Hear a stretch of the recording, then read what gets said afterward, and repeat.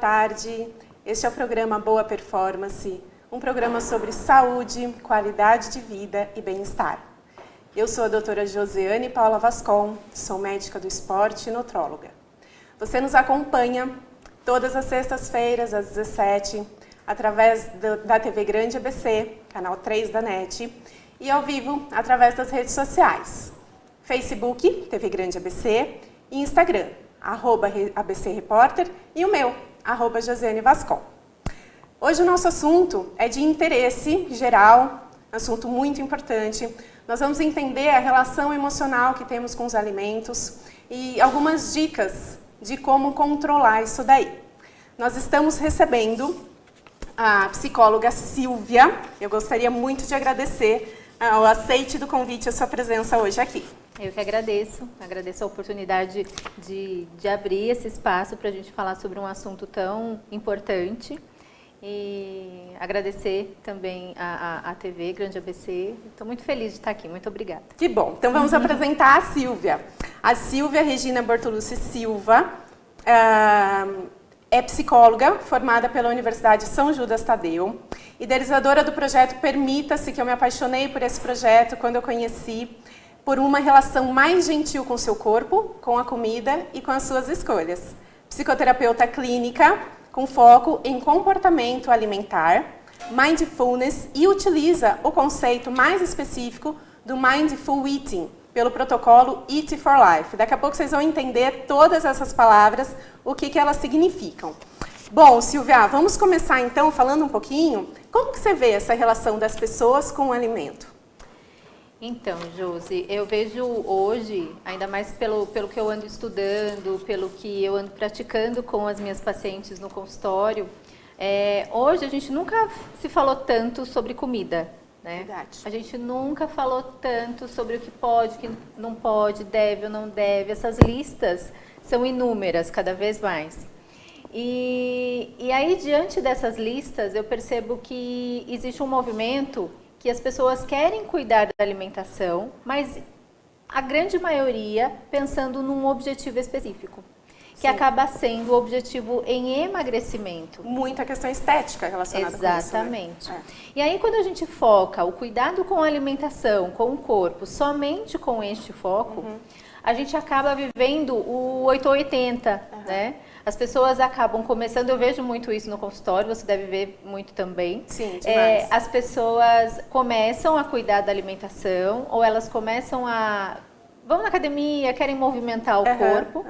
E aí, como elas, e geralmente quando as pessoas começam a mudar, elas acreditam que elas precisam fazer movimentos muito radicais. E esses movimentos muito radicais levam ao 8 ou 80 por quê? Porque também a referência acaba sendo somente a balança. Sim. E aí, se ela começa a mudar a alimentação, ela começa a movimentar o corpo dela e ela não vê o resultado da balança pelo tempo que às vezes é prometido e é estimado, ela deixa de cuidar daquilo que é importante, porque assim, se a gente for ver hoje, a gente tem que cuidar do nosso corpo e da nossa saúde de forma integral, né, que geralmente a gente fala, porque nós somos seres vivos, né? Porque somos humanos, a gente respira, a gente precisa cuidar dessa nossa casa de uma forma diferenciada e não focar exclusivamente em um objetivo específico. Quando a gente foca em um objetivo, aí fica nesse 8 ou 80, que acaba comprometendo as ações. E aí, se a gente for ver, as pessoas começam a cuidar da alimentação por conta do emagrecimento, pensando na saúde, certo? Só que daí, se ela vive esse efeito 8 ou 80 o resto da vida, o quanto ela compromete a saúde dela também. Demais, o efeito sanfona. Exatamente. Não é? E eu falo muito para os meus pacientes, para as minhas pacientes lá no consultório, a questão do peso. Então, eu faço avaliação de bioimpedância lá no consultório e eu falo muito, pessoal, eu falo, olha, gente, o peso é esse daqui. mas isso é o que menos me importa, isso é o que menos me incomoda. Esse número aqui não é importante para mim. Para mim, o importante é a composição desse peso. Então, quanto que você tem de musculatura, quanto que você tem de gordura, quanto você tem de água corporal. E aí, a pessoa que está fazendo isso que você está falando, Silvia, começando a se alimentar bem, fazer uma atividade física, ela vai perder a gordura sim, mas ela vai ganhar musculatura. Então, muitas vezes, o número da balança, ele não mexe ou não mexe tanto. E tem uma questão também que nós até abordamos no programa passado sobre a ansiedade, né? Então, todo mundo quer o resultado para ontem, eu quero rápido. Olha, o verão está aí. Né? Eu preciso eliminar 5 quilos.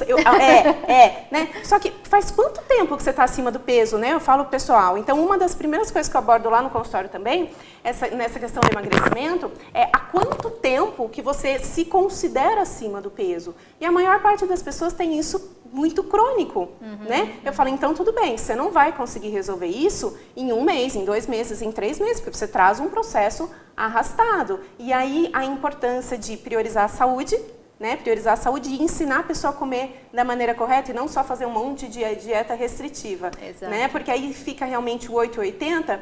E uma coisa que eu vejo muito no consultório que eu queria que você falasse um pouquinho pra gente, a gente vê muito que o pessoal hoje em dia vive para comer em muitos momentos, principalmente quando sai de uma dieta restritiva ou não, às vezes não tem conhecimento, né, e as pessoas vivem para comer, então o tempo todo compromisso social ou tudo que vai fazer é comida, bebida. E não se alimentam para viver. Você vê isso na sua prática também? Então, geralmente é interessante essa pergunta, porque hoje em dia, inclusive com relação à importância da gente avaliar caso a caso, a gente fala muito, né, da avaliação individualizada, da gente saber o que cada paciente precisa. E quando a gente fala do viver para comer, o quão é importante, né, Josi, a gente identificar o porquê, como estão as outras áreas da vida dessa pessoa, né? Porque quando a gente fala viver para comer, é porque está ocupando um espaço muito grande na vida dela, né? E se está ocupando um espaço muito grande, ela está funcionando para alguma coisa. Então, o quão é importante em uma avaliação criteriosa e uma avaliação com um olhar diferenciado para essa pessoa, é verificar de que forma, qual é o papel da comida na vida dessa pessoa, o que ela representa, porque assim, é muito, eu costumo dizer que é até perigoso a gente tirar a comida de uma pessoa que vive para comer. É, verdade. E aí, o quão é importante a gente verificar as outras questões que compõem uma vida de verdade, ver o que está acontecendo e qual é, o que essa comida está vindo o tempo todo e como funcionando para quê, né?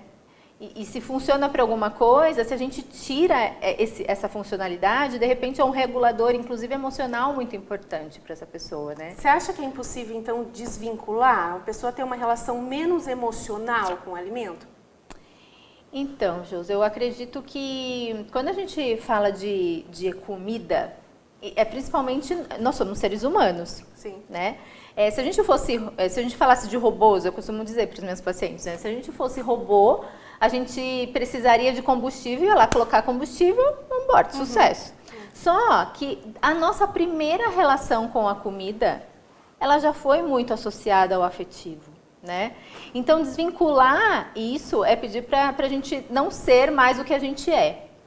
Então, ela vai estar sempre vinculada a uma questão afetiva, em alguns momentos uma questão... Porque assim, se a minha primeira relação com a comida foi a amamentação, né? E que se não foi minha mãe, foi alguém que tem um afeto muito grande, depois, se a gente for consultar a nossa história, quantas coisas a gente acaba passando na nossa vida e que a comida faz parte. Tudo, né? Tudo. Toda relação social tem um envolvimento, desde a introdução da papinha no bebê, né, que você quer que aquela criança coma, que aquela criança tenha aceitação, então você vai com todo o amor do mundo para oferecer os primeiros alimentos, né? E aí depois na escola, aí é o horário do lanche, e é o horário do lanche que a criança brinca, que a criança interage com os amiguinhos, porque o restante do tempo é aula, aula, aula. Exato. Então, desde a infância, e aí a gente acaba trazendo isso, né? Exatamente. E o quão é importante a gente verificar essa história quando minhas pacientes chegam, geralmente eu falo assim, todas as escolhas que a gente faz tem um porquê.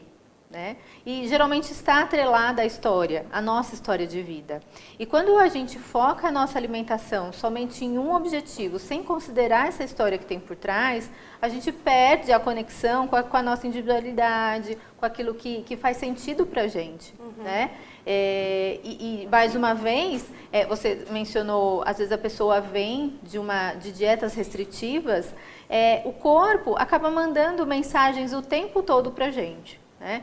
E se eu fico pensando em comida o tempo todo, alguma coisa o meu corpo está querendo dizer. E às vezes, se vem de uma dieta restritiva muito grande, o quanto o corpo também diz, fulana, eu tô com fome.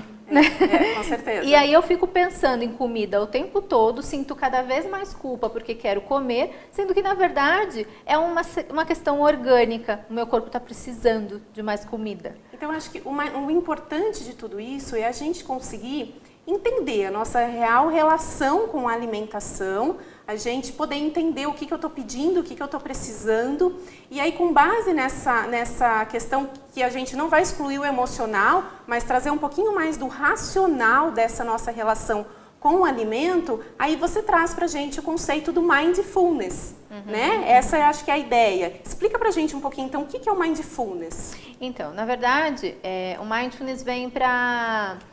Eu costumo dizer que é para dar uma luz nessa nossa... como que a gente vive, né? É um momento que a gente acaba trazendo para a nossa consciência, são práticas que a gente realiza para que a gente viva de uma maneira com mais consciência. Né? Tem algumas pesquisas que apontam que falam que a gente vive a gente sai do piloto automático, e nessa pesquisa fala que a gente vive 47% do tempo em piloto automático. Que horror! É muito tempo, não é? Né? A gente às vezes faz escolhas sem saber o porquê que está fazendo.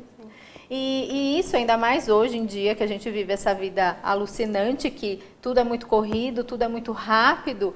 E assim, uma coisa que geralmente as minhas pacientes falam, nossa, eu tenho uma vida tão corrida, e chega na hora da alimentação, eu não consigo fazer a minha alimentação de uma maneira... eu escuto isso no consultório também. Não é? A mesma coisa. Mas assim, tem a metodologia que eu sigo hoje, é criada por uma mulher, e aí ela fala muito disso, né? Do quanto, quando a gente puxa a nossa relação com a comida, a gente puxa a nossa relação com a vida. Então, se a gente está comendo rápido, se a gente está vivendo rápido, não vai ser diferente essa relação com a comida também, de também não estar atenta àquilo que eu estou fazendo, não estar atenta àquilo que eu estou escolhendo. E o porquê que eu estou escolhendo, né?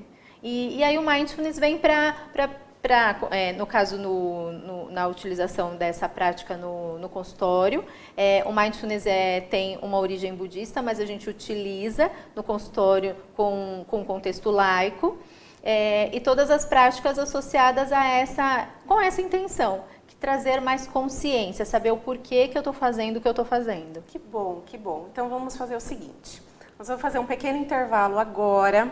E aí, na volta, a Silvia vai explicar um pouquinho mais pra gente do Mindfulness e de maneira mais específica sobre o Mindfulness Eating, é assim que fala? Mindful Eating. Mindful Eating, isso mesmo. E aí vai ficar bastante claro como que a gente consegue ligar a questão da alimentação com a prática do Mindfulness para poder realmente tirar os benefícios do nosso controle emocional com a relação com a comida. Fica aí que é rapidinho, a gente já volta.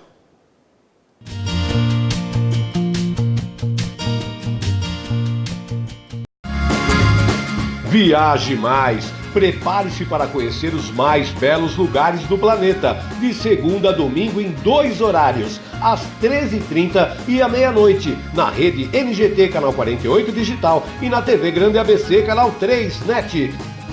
Agora você tem um encontro marcado com Walter Esteban no programa Viaje Mais!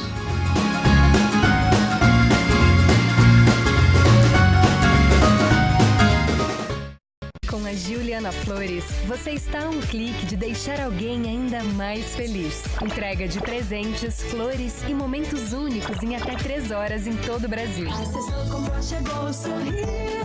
Juliana Flores. Pior que não ler jornal é ler apenas um jornal. Leia, assine e anuncie no Jornal ABC Repórter. 4224-4789. Se você é notícia, foi ou vai ser, ligue para a nossa redação ou mande um e-mail para redação@jornalabcreporter.com.br. ABC Repórter, o diário. www.jornalabcreporter.com.br. Ei, quer saber como escolher a sua escola de inglês? Não pergunte pro boneco do posto. Não pergunte pra esse monte de gatos da sorte. Não pergunte pra essa estátua. Nem pra esse cara sem boca, né? Não pergunte pra essa boneca havaiana, pra essa turminha aí ou pro rapaz dessa foto. Mas esse balão de barba vai saber, né? Nah. Pergunte pra quem já faz IASIG e faça a escolha certa. Agora no IASIG você pode falar direto com nossos alunos e pais de alunos, tirar suas dúvidas e descobrir todos os motivos para estudar inglês aqui. Fale com a gente, fale com o mundo. IASIG, você cidadão do mundo. Sejam bem-vindos ao Goiás Espetos Bar. Gente bonita, segura aí. Rodízio de espetinhos de terça a sábado a partir das 18 horas. Venha saborear mais de 30 sabores deliciosos. Espetinhos quentes, vegetarianos, espetinhos especiais, frios e doces. Sexta e sábado tem música ao vivo. Ligue no delivery agora, 4227-4229 ou no WhatsApp 98381-5068, Avenida Goiás, 182 São Caetano do Sul. Venha brindar e se divertir. Goiás Espetos Bar.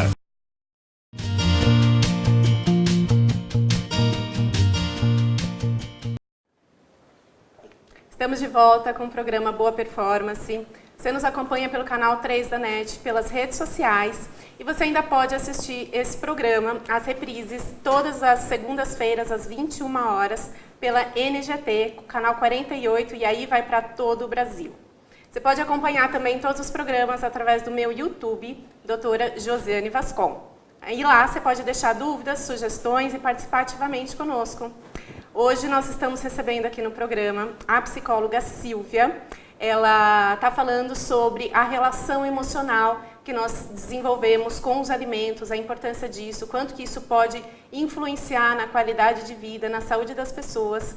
E está trazendo para a gente, colocou no bloco passado um pouquinho do conceito de mindfulness. Nós vamos falar um pouquinho mais sobre isso, que é realmente a questão do foco, da atenção, do estar presente, do fazer as coisas consciente e sair do automático, né, Silvia? E o mindful eating. Mindful eating? Mindful eating. Mindful eating. Vamos lá, que você fala mais bonito que eu, então vamos lá. Fala pra gente, o que é isso? Mais importante do que a gente falar, né, é a gente entender o quão importante é essa prática, porque assim, se a gente for pegar as pesquisas, inclusive da Organização Mundial da Saúde, eles falam, né, que 95% das pessoas que iniciam uma dieta restritiva, elas tendem a não dar continuidade a essa dieta. Então, se existem 5% da população que consegue seguir um método mais rígido ou uma dieta mais restritiva, 95% das pessoas não conseguem. E esses 95% eu fico pensando muito, né, porque eu me aproximo muito dessa história também na minha vida, no meu contexto pessoal, porque na verdade o mindfulness e o mindful eating, eles vieram na minha vida num contexto pessoal. Né? E através desse contexto pessoal, como foi rico, como foi importante esse despertar, porque você desperta para uma outra relação, não só com as comidas que você está comendo, mas com a sua história, com o seu corpo, por que você está fazendo o que está fazendo. Perfeito. Né? Perfeito. E daí dessa história pessoal, o quão foi rico também buscar as formações, porque hoje o mindfulness, você tem uma série de protocolos que você pode iniciar uma formação, não só como pessoa física, mas nós profissionais também.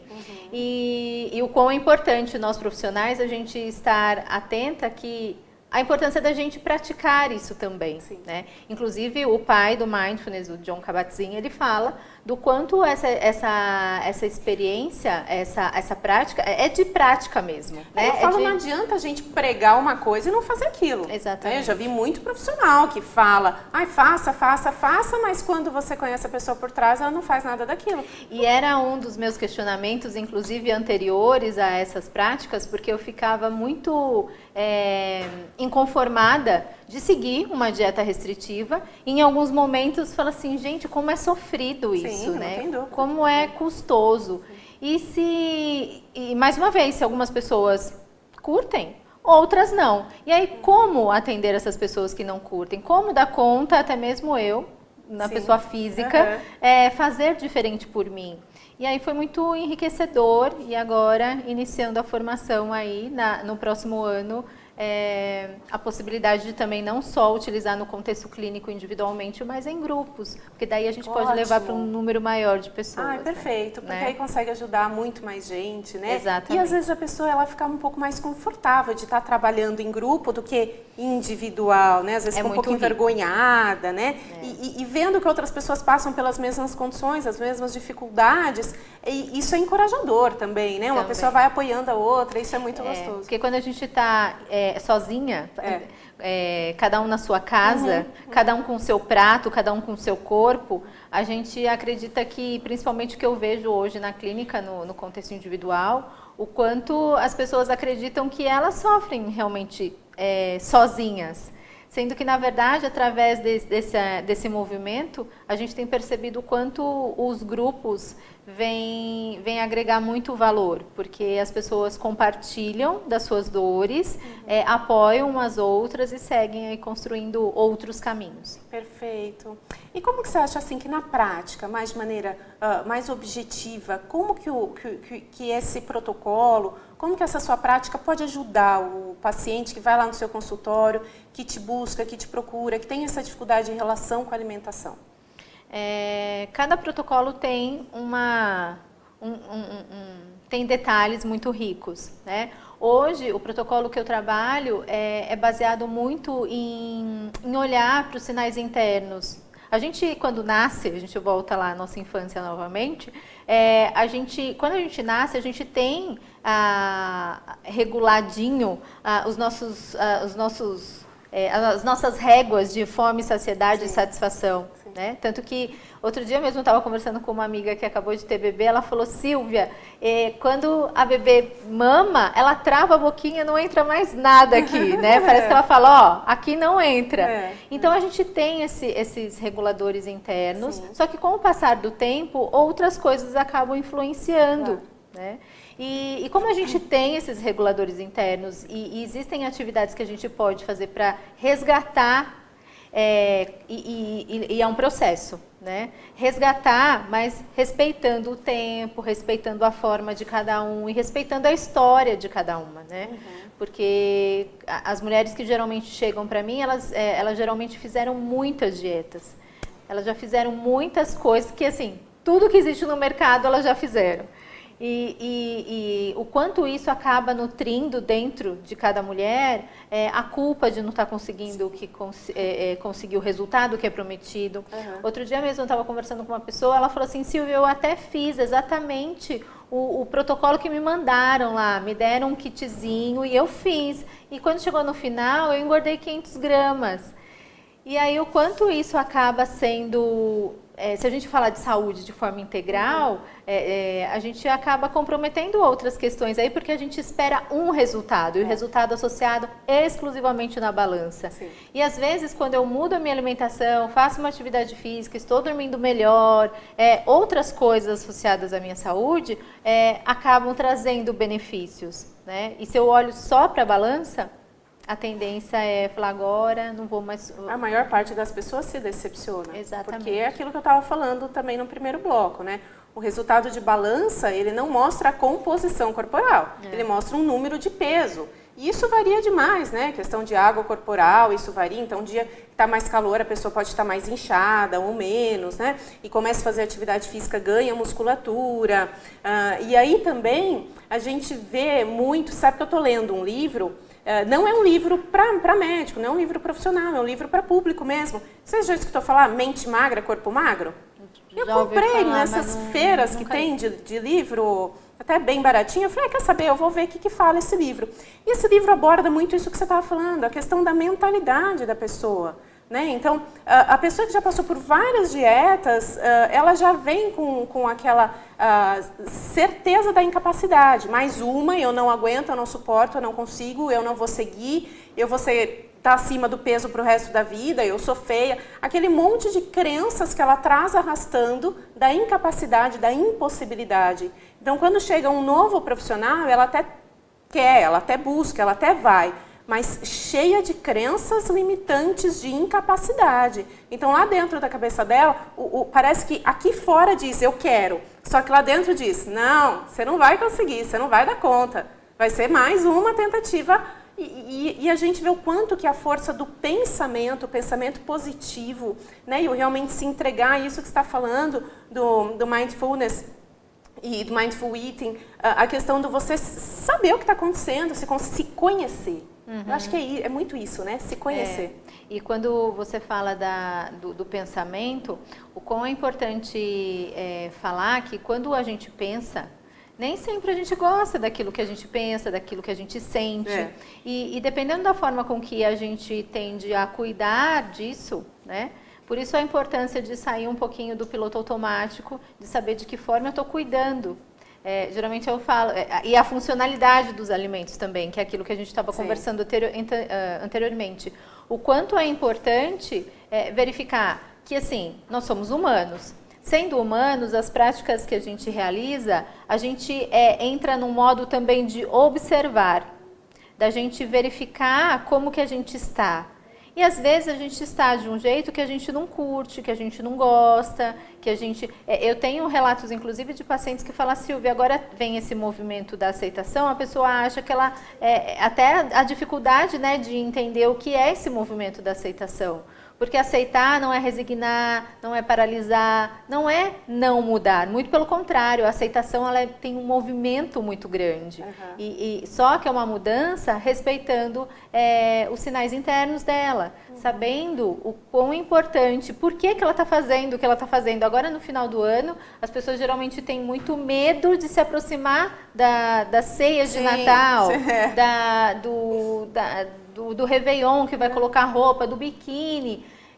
Se eu pudesse falar alguma coisa para essas mulheres neste momento, o movimento de consciência não é deixar de fazer. É fazer, querer mudar, a gente pode mudar, mas o valor que as pessoas têm, e é isso que você falou, inclusive das crenças, as pessoas acreditam que um corpo magro seja o valorizado e o corpo gordo seja o desfavorecido. Sendo que, na verdade, diante do que a gente vem estudando, existem muitas mulheres com corpos magros e não necessariamente saudáveis. Não são saudáveis. Nossa, e pessoas com corpos gordos e não necessariamente doentes. Então, o quão é importante a gente falar sobre esse novo movimento para que a gente cuide da saúde.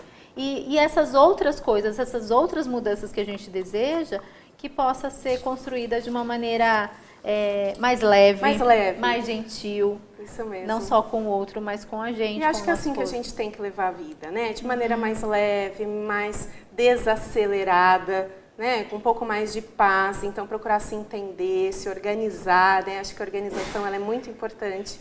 Acho também. Que respeitar a individualidade porque algumas pessoas elas são mais agitadas, outras são mais calmas, mas o quão é importante a gente respeitar a nossa forma de conduzir algumas coisas. É claro que a gente pode mudar algumas, mas outras eu me sinto bem com aquilo.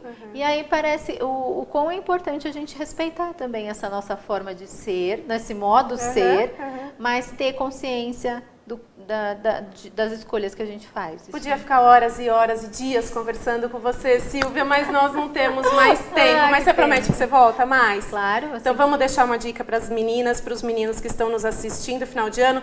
Gente, podem comer na ceia de Natal, pode brindar o seu ano novo, não vai ser uma refeição, não vai ser um momento que vai estragar tudo que você conquistou o ano todo. Não, o importante são os 360 dias, é o que você faz no seu dia a dia. Não vai ser um momento, não vai ser uma ceia, não vai ser uma confraternização que vai ser o problema.